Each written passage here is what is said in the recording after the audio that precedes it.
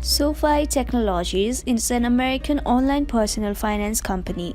Based in San Francisco, SoFi provides financial products that include student loan refinancing, mortgages, personal loans, credit card, investing, and banking through mobile app and desktop interfaces. Hello everyone, I hope you all are having an amazing time.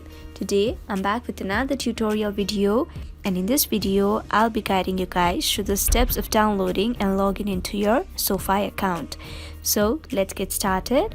First of all, go to the App Store if you are an iOS user, or go to the Google Play Store if you are an Android user. Then in the search bar type SoFi and search for it. So here's the SoFi app that you are looking for. To download the app, tap on the Get option right here.